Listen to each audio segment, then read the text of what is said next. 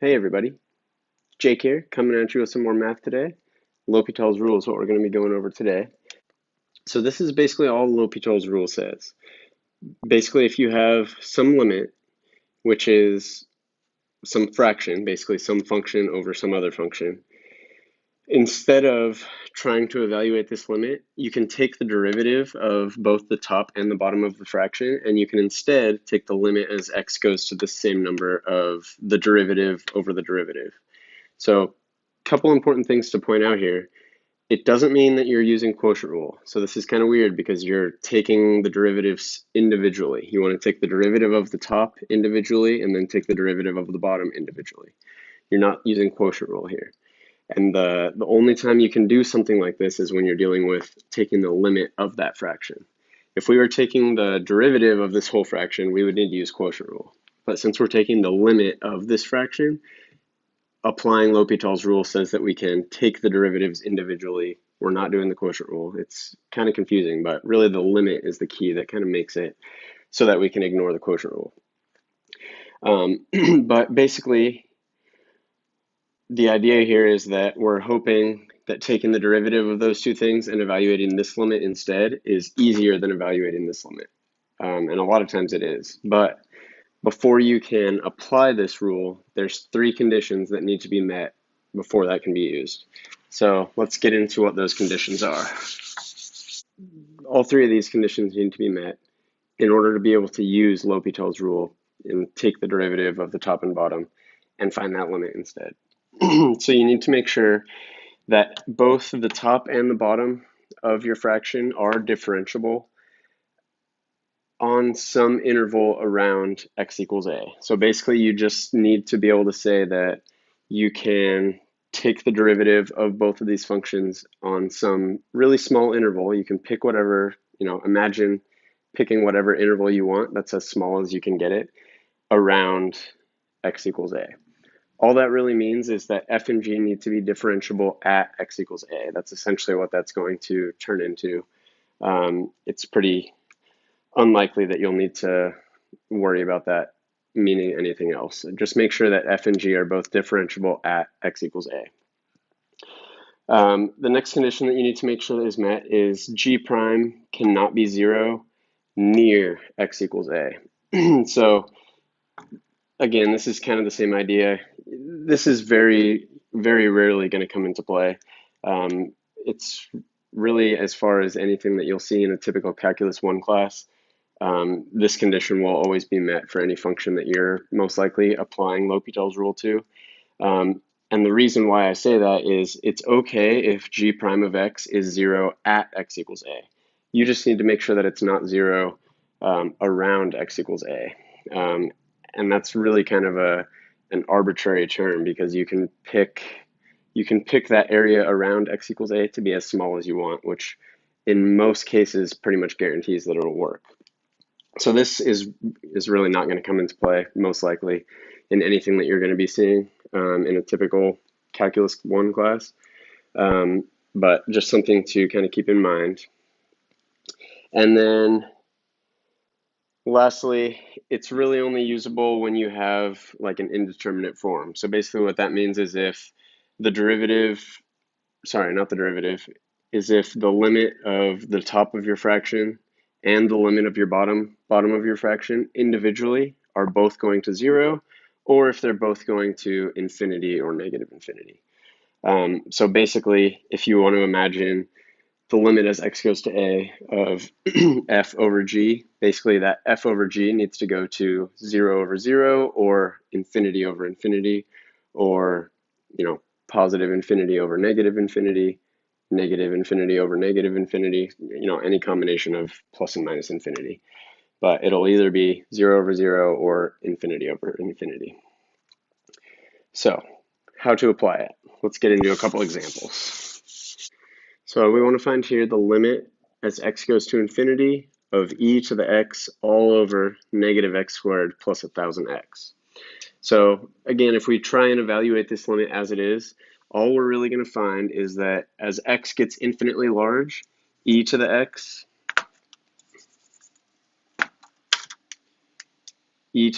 will go to infinity. And as x gets infinitely big, this negative x squared term is eventually going to overtake this plus 1000x term. So this term right here is going to cause this whole bottom to go to negative infinity. So as x gets really, really, really, really big, e to the x is going to get really, really big, and this whole denominator is going to get really, really big in the negative direction. So basically we're going to end up with infinity over negative infinity. So since we have that indeterminate form of infinity over infinity, this is a perfect time where you would think that you would want to apply L'Hopital's rule. So then we just want to make sure, and we can just kind of think about this in our head of making sure those other two conditions are met. These functions are both differentiable everywhere. Exponentials are differentiable everywhere, and polynomials are differentiable everywhere. So we know that they're going to be differentiable around x equals a.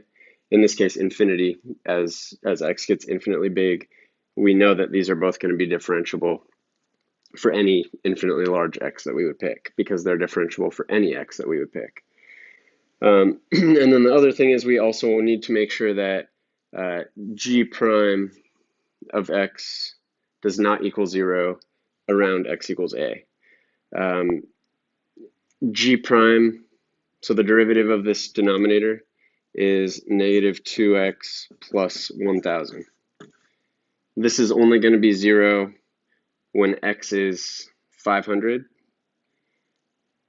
For x going to infinity, x is going to get infinitely large. It's not going to be anywhere near 500. So we don't have to worry about g prime being equal to 0 near, infinitely large x's, because there's only one place where g prime will be 0, and we're going to go well past that as we say x gets infinitely large. So that's not going to be a problem. So all three conditions are met, so we can apply L'Hopital's rule here. So therefore, we know that this limit, we will keep x going to infinity, and then we just take the derivative of the top.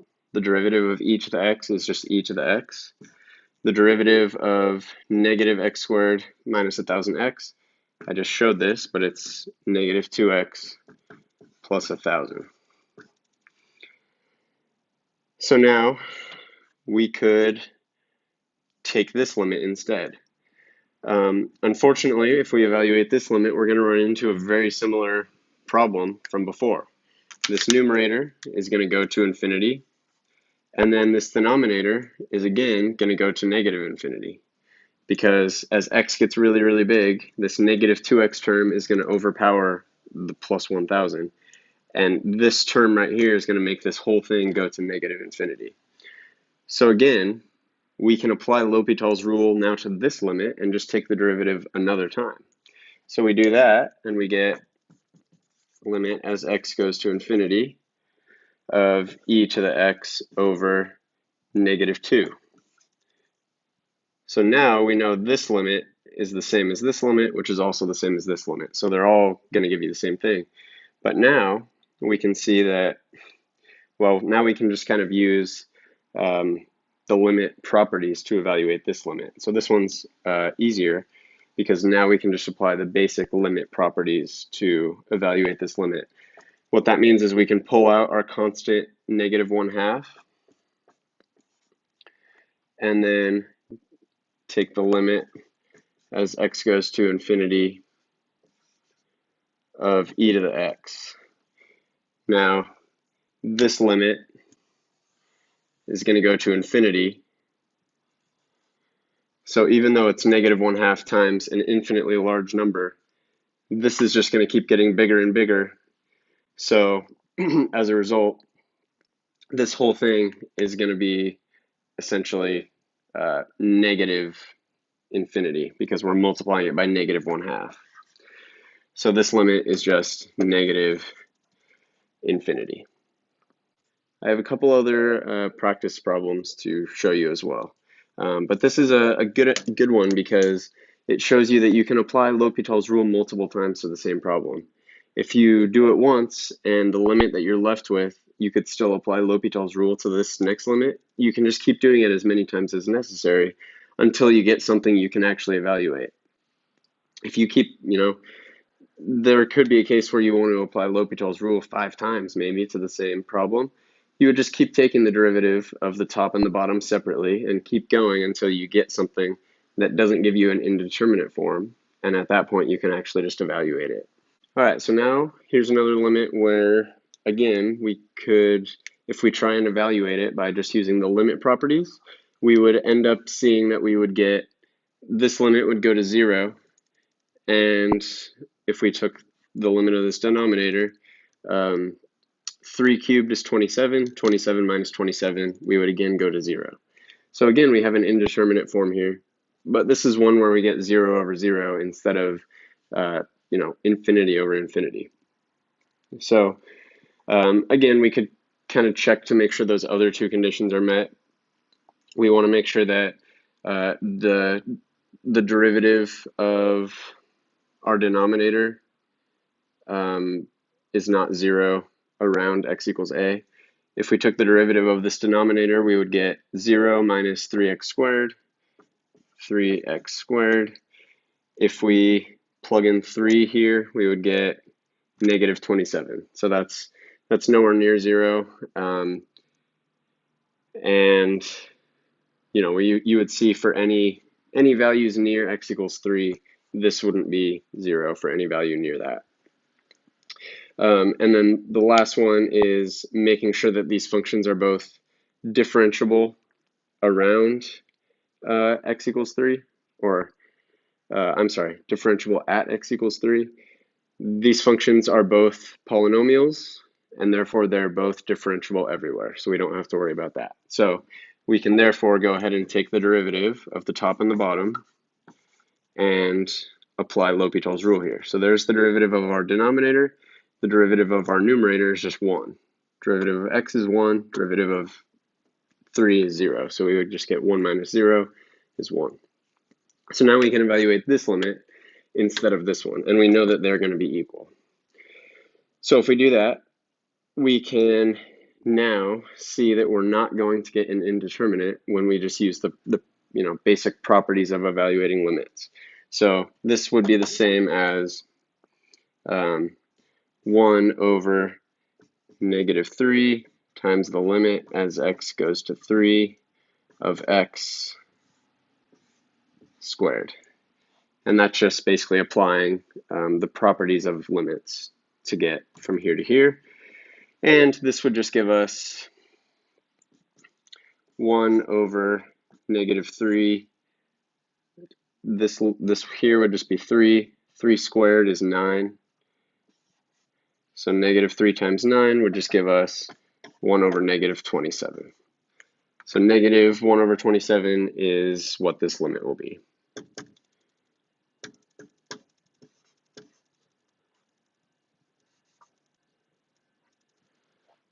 So that's it. In this case, we just had to apply L'Hopital's rule 1 time, and then we had something that we could just use limit properties to evaluate. So now one last example I want to show really quickly. Imagine we're trying to find the limit as x goes to 0 of the absolute value of x over x to the 5th plus 2x. Absolute value of x just means whatever's inside the absolute value, just take the positive version of that number. So if we try and evaluate this limit, we would see that we would get 0 over 0, right? Both of these, numerator and denominator, would both go towards 0. So we would think, this is another good opportunity to apply L'Hopital's rule. But remember, we want to first make sure that it satisfies those other two conditions. First of all, we need to make sure that the derivative of this denominator does not equal 0 near x equals 0. The derivative of this denominator is 5x to the 4th plus 2. Around 0, this is going to be pretty close to 2 in that whole vicinity. So we're not going to have any issues with this being 0 near x equals 0. However, we also need to make sure that both of these functions are differentiable at x equals 0. And you'll see that this actually is not, because if we imagine what the function, absolute value of x looks like,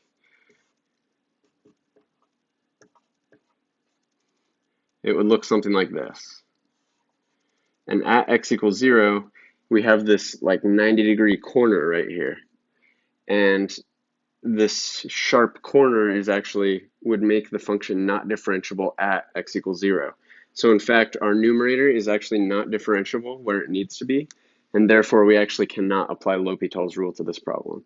So therefore we would have to find some other way to try and evaluate this limit. It's not obviously applying L'Hopital's rule, so I won't go into the details in this video, but I hope this video helped you guys. If you have any questions about L'Hopital's rule that I didn't answer in this video, drop them in the comments below. I'd love to, help answer those questions for you. Go check out the page if you like prefer to see all this stuff in writing. I'll be posting this on my website as well in writing, so go check that out.